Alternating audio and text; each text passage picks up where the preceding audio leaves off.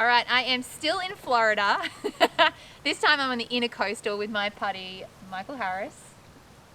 He is a fisherman and builds boats. Is that how I describe you? Yeah, that's a pretty good description. We decided to go gator hunting the other night, just across the river there. Unfortunately, we didn't catch anything, but some of his buddies Got this one from the farm. got this one from the farm for us. Can you tell us how you size up a gator to know if it's legal or not? Oh, a legal length is 7 inches on the snout to the back of the skull here, and this gator's 9.5. So we got a good sized gator, and I have had a dream for a while to cook a whole gator over the fire, and Michael is making my dreams come true. So we are going to skin this guy and gut it, and then we're going to roast it on the fire. So what's the game plan, Michael? Let's start skinning. We're gonna Perfect skin it? size to cook whole. We've watched a bunch of YouTubes already on this, and now we're actually doing a YouTube on it. The problem is none of the YouTubes actually explain how to gut it, so this could go two ways. We're hoping it goes the right way. I think we got it covered. So tell me, how do we start? So I usually use a blade or a knife with a reusable blade or a detachable blade. So the skin's pretty tough, right? Yeah, that's why I use these box cutter blades, so A you box can cutter cut blade. through it. Right. And then basically just like you'd skin anything else, just pull the skin away from the flesh. So he's cutting down the legs here. I'm just gonna, can I stop you for 2 seconds there? So we're just cutting down the legs and we're splitting open the skin here. And actually it does come away pretty easy, doesn't it? Kind of feels a bit like just, I'm trying to, actually it's quite easy to pull off, isn't it? Yeah. All right, you cut her open and I'll start. So then teach me your I ways. always I'll come stop back like trying to tell him what right he should do. above this bottom scoop here is Yep. where I start. Just digging in. So I noticed you're like not super careful with like piercing the meat though. My eyes aren't twitching.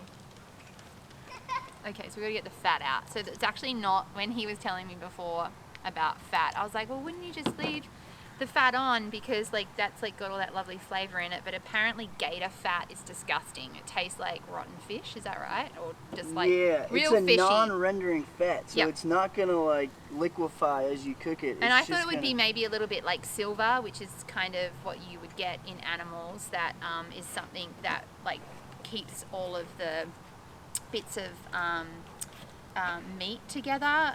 But I don't understand it. But anyway, apparently you don't eat gator fat. It's disgusting. You'll never eat gator again if you Does eat gator fat. a gator typically like a fatty animal?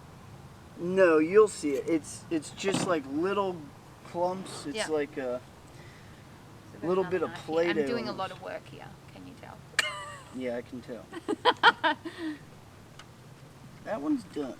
What? What do you mean? Like, don't we have to pull it all off? How far around do you go?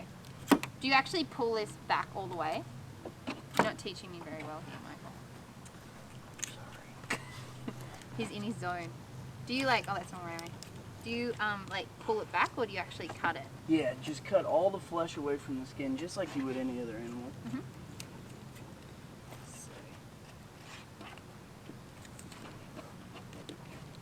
How long do you think this guy's going to take to cook? I have never cooked an alligator whole. How many pounds do you think it's going to be once we get all the skin back? 30 pounds maybe? What's that in kilos? 15 something? I read, so I was reading up on this, I think you got to get it to 270, or was it 235 Fahrenheit to be cooked. And the flavor of gator, I have actually had gator, is cross between like chicken and fish. Like a frog leg almost? Yeah, well I haven't actually had frog legs before. Oh, what do you do? This is the part that we actually couldn't find any information on, and because I want to cook it whole, we just need to clean that cavity out because there's no way we want to actually cook it with its guts in because that's gross. I was assuming it was a bit like a fish because its guts are underneath it. We're about to find out.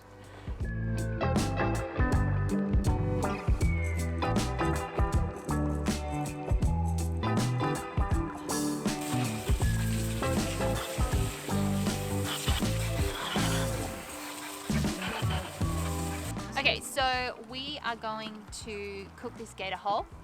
on the fire, and I've got a little bit of sausage meat here that I'm just going to throw, and it's like kind of slightly spicy that I got from my local butcher. I'm just going to throw it down the back of the spine where we opened it up.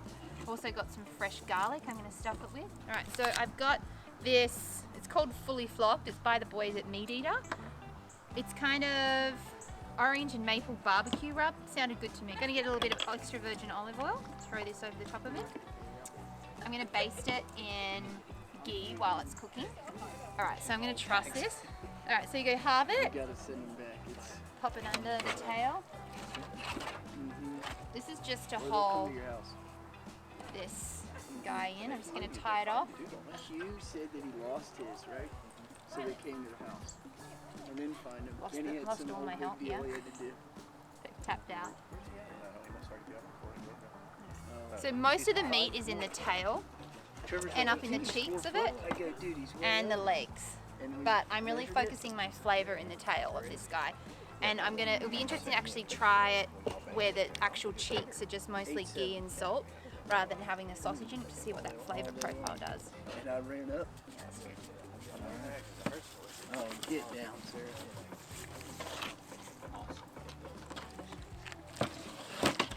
Like handles to take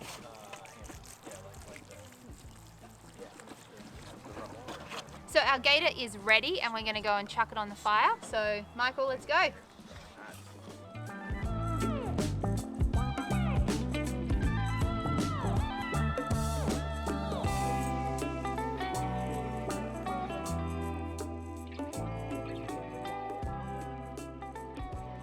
Okay, so we've put the gator on. I preset my Brio outposts to the height that I wanted them to be at. Now, most of the meat is in the tail of the gator, so that's where I really want most of my heat to be while it's cooking, and I don't want too much through the ribs because that is very lean. Like I said, I didn't stuff it, and we've got a little bit through the head here. So the beauty of cooking it over the open fire like this is that you can break your fire up. So I've had my fire going for about an hour and a half now. So I've got some nice coals here. So I'm going to keep the fire to the front of the gator while it's cooking, and I'm just going to break up my coals. And I'm going to move most of the heat to be around the head and around the tail, with the main fire going at the front here so that as it's cooking I can actually shovel coals back in under it. I say that this is probably going to take about 2 hours to cook, and you want it at an internal temperature of it's like at the biggest part of the gator, which is probably up under his back legs here, and we want it at 235 from memory. I will confirm and leave it in comments and notes below.